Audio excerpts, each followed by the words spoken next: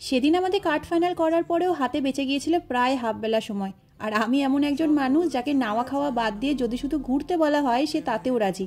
আর আমার পাশের মানুষটা হচ্ছে একেবারে অপোজিট। ওর মাথায় যখন চলছে কি করে তাড়াতাড়ি কাজ করে বাড়ি গিয়ে একটু ঘুমানো যায়, আর আমার মাথায় তখন চলছে কাছাকাছি কি কি জায়গা আছে যেগুলো আমি হাফ বেলাতে ঘুরে দেখতে পারি। তবে আর কি, সকালের মতো সে আমাকে অ্যাডজাস্টমেন্ট করতে হলো। প্রথমে আমরা এলাম সেন্ট পল ক্যাথিড্রাল চার্চে।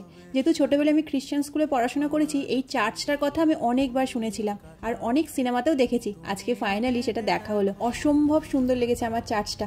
এরপরে এই সুন্দর রাস্তাটা দিয়ে হাঁটতে হাঁটতে আমরা পৌঁছালাম আরো একটি বিশেষ জায়গায় যেখানে আসার ইচ্ছা ছিল আমার অনেক দিনের। ছোটবেলা থেকে কত সিরিয়াল, সিনেমা, গানে ভিক্টোরিয়াকে দেখেছি, আর আজকে আমি সত্যি সত্যি এর সামনে। আমার যে কি আনন্দ হচ্ছে তোমাদের বলে বোঝাতে পারবো না। তারপর আমরা এখানে কিছু ছবি তুলে পাথরের রাস্তা দিয়ে ভেতরে ঢুকলাম ভিক্টোরিয়া। আগে আমরা ভিক্টোরিয়ার ভেতরটা ভালো করে ঘুরে নেব, তারপরে বাইরেটা ঘুরবো। যেহেতু আমি প্রথমবার এসেছি তাই যেদিকে তাকিয়ে আছি তো হাঁ করে তাকিয়েই আছি।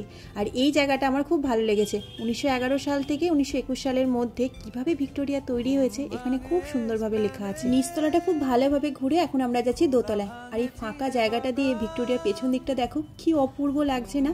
এই দোতলাটা নাকি নতুন অ্যাড করা হয়েছে, তবে আমি যেহেতু প্রথমবার দেখছি আমার কাছে নতুন পুরনো সবই এক। যে সমস্ত মহান ব্যক্তিত্ব আমাদের দেশে জন্মগ্রহণ করে আমাদের দেশকে আরো বেশি সমৃদ্ধ করেছিলেন তাদেরকে উৎসর্গ করে এই দোতলাটা বানানো।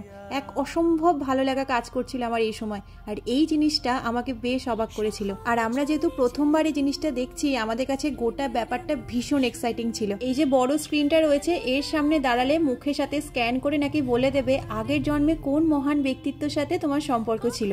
আর যেই মুহূর্তে আমাদের সামনে নেতাজির ছবি ভেসে উঠলো, তোমরা বললে বিশ্বাস করবো না আমরা কি পরিমাণ খুশি হয়েছি। আমরা মনে মনে চাইছিলাম এই মহান ব্যক্তির ছবি যেন আমাদের সামনে আসে। এক রাশ মনে আনন্দ নিয়ে এখন আমরা বাইরে চলে এসেছি। তবে এখন একটা জায়গা খুঁজে একটু বসতে হবে। সকাল থেকে হেঁটে হেঁটে মনে হচ্ছে আমার পা দুটো খুলে হাতে চলে আসবে। আমাদের বাড়িতে আমি আর মা হচ্ছে মুড়ি আর চিড়ে ভাজা খাওয়ার পাগল, তাই জন্য আমি যেখানেই যাই না কেন মা একটা প্যাকেটে করে মুড়ি না হলে চিড়ে ভাজা দেবেই দেবে।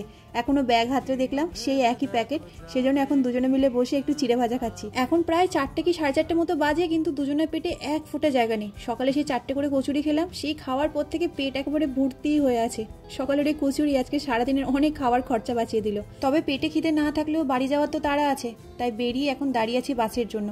আর কলকাতার রাস্তাঘাট একটু ভিড় হবেই, সেই জন্য একটু হাতে সময় নিয়ে বেরিয়েছি। সেই দৌড়াতে দৌড়াতে মাত্র 5 মিনিটের জন্য ট্রেনটা পেয়েছি। জেনারেলে একসাথে দুজনা জায়গাও পাইনি আর মারাত্মক ভিড়, সেজন্য আমাকে উঠিয়েছে লেডিসে, আর আমার পাশেই যে বগিটা ছিল সেখানেও উঠেছে। তবে এতক্ষণ সামনে তো প্রচন্ড ভিড় ছিল তাই কেউ কাউকে দেখতে পাচ্ছিলাম না। তারপর সামনের ভিড়টা একটু ফাঁকা হতে ভাবলাম গিয়ে গল্প করবো। ও মা, গিয়ে দেখে এলো ঘুমিয়েই পড়েছে। বাড়ির খুব কাছাকাছি চলেই এসেছি, ওর স্টেশনে নেমে গেছে, আমিও যাচ্ছি বাড়ির দিকে। তো চলো আজকের গল্প এখানেই শেষ হলো, দেখা হচ্ছে খুব তাড়াতাড়ি।